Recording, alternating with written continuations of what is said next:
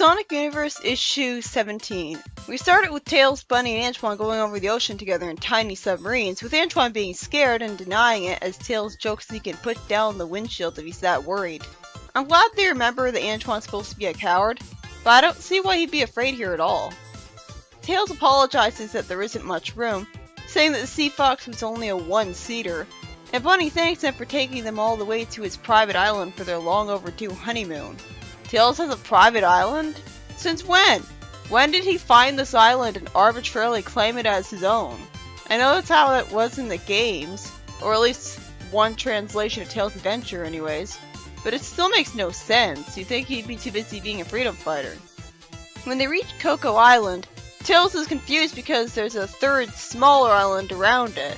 So either it was created by naturally occurring chaos energy, or more likely, it's another artificial island. Tails then explains that he's the one who made the map himself, and there's no way he could miss the whole island. But then he just shrugs it off instead of getting suspicious that the Fiona Robot Island situation was repeating itself like I expect of him. He just assumes that he was too focused on Coco Island itself, and stops questioning it as they go to the beach. Then we see the heroes being spied on by with the villains panicking that nobody's supposed to know about this place. How can an island be that unknown? It's weird since in real life, the entire world is completely mapped out. There's no islands that we missed. All because we have satellites to do that. But Mobius has satellites too. I guess it doesn't have widespread internet access, so people can't find out about the island that easily. The Grunts decide not to warn their Battlelord about this because he'll get really mad. This is why a villain getting mad at bad news is being stupid. Eventually, he'll stop getting bad news. The Grunt, in the same breath as they decided not to warn their boss about something, suddenly shows obedience by saying that he'll be executed if he lobs the missiles without being told to. That's stupid though. Shouldn't they be rewarded for taking care of the enemy like that? He'd also get plucked for humiliation's sake. A bird guy with seniority over them says that they'll simply observe the vacationing heroes. Maybe he doesn't want to risk wasting missiles. Tails reassures Bunny that he won't be lonely by himself because he's got plenty of projects to work on in his workshop that's apparently already set up on this island we've never seen him on before, that we've been given no indication he's had the free time to go here and set up a workshop on until now, with fighting major villains all the time. He innocently asks if the couple will be bored when he leaves, and Antoine mangles English again. It's ironic that he seems to have gotten worse at English over the years, because he didn't make nearly as many mistakes before Ian Flynn showed up.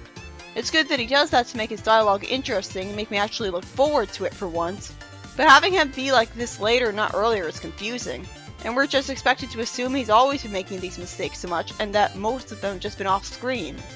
Antoine then lampshades that Tails was naive enough to not get that the couple won't be bored, since they could just make out all day if they want to. Tails explains to the audience through reflection that he first came across the island when he was making his way home from Down Under for the first time. Okay, so the writer tries to fill in a little bit of the space between the end of the Tails miniseries and Tails going home, but he still didn't take the opportunity to fix the actual problem, which was that we never saw Tails getting home from that and his friends congratulating him. His whole motivation was to earn his friends' respect by accomplishing stuff independently, and we never got to actually see the moment where he earned it. Anyways, Tails reveals that during the time where he thought Sonic had died, he took a lot of time off here, and getting to know the island and building his workshop was the only thing getting him through that dark time because it focused his mind on something else. I mean, it was either that or crying non-stop around his friends. In this case, he was better off being productive than seeking out comfort, I guess. But I like this. This is probably how Tails would react to something really eating at him. He distracts himself with getting busy to avoid thinking about it and expressing his feelings properly. It's interesting, he's not that different from Sally. Tails thinks about how it used to be his own secret because he didn't think he'd be allowed to keep the island, and his friends worried about him being off on his own so much back then. Well, no wonder he didn't tell them where you were. He's lucky they weren't constantly assuming he'd gotten kidnapped. You'd think they would have questioned him the minute he went missing the first time. Especially because of the Tails miniseries where he went missing for days. Tails is seen flying through the monitor, causing some battlebirds to freak out over it, and one to conclude that the only Mobians allowed to fly are birds. It's logical that this happens, but this really should happen a lot more often instead of people randomly just accepting it like there's a weirdness sensor. One of the Birdmobians says that he'll meet with the Battle Lord, and we see what feels to me like a waste of comic space, as we see a boringly dialogueless montage of Antoine Bunny scuba diving and setting up camp, and then Tails petting Teapup, who came out complete nowhere. Was he always here? Looking depressed, Antoine asks Bunny at night if she ever worries that they got married too early. Bunny jokes around about how socially awkward Antoine was acting by saying that to his wife. He says it's on a honeymoon, no less. After Bunny justifies their early marriage as them getting married quickly just in case in their dangerous lives, Antoine says with a smile that sometimes he worries that Bunny thinks they rushed into things. Bunny reassures him that they've just had to grow up fast, and she's okay with it.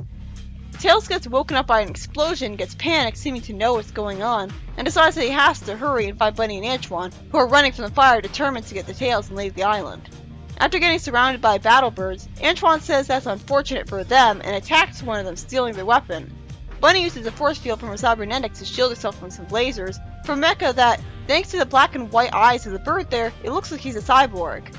Bunny damages the mecha using her extendable arm, and Tails compliments Teapup on flying, implying they just built him recently, explaining why he's on the island. Tails gets ambushed by some battle birds, calling him a freak, and after he wastes some comic space reflecting on how weak and pathetic he was when he was younger, he flies around with a smirk to camp his enemies, one of which says that he's too fast. This fast flying was foreshadowed by Tails flying around as fast as Sonic in that he eats a smart fruit story. Tails laughs that their aim is terrible as the mechas shoot each other with lasers. Then after he sees Speedy fly right past him, he wants to see who the better flyer is and immediately gets attacked again. We then cut away from him, implying that he was kidnapped and not allowed to be that badass, and see Antoine getting snuck up on by a giant mecha that really should have been loud enough to alert him to its attention, but fortunately Bunny defends him. Antoine complains that he's missing his sword, and Bunny complains that she's getting tired. Unfortunately, when another mecha comes up behind them, Bunny tries to shoot at it, and they just get knocked unconscious by an extended fist, leaving them passed out with fire around them. Well, that was overly easy. Bunny and Antoine get kidnapped just like that, while the bird grunts once again decide not to call up their boss, this time because he's got his hands full.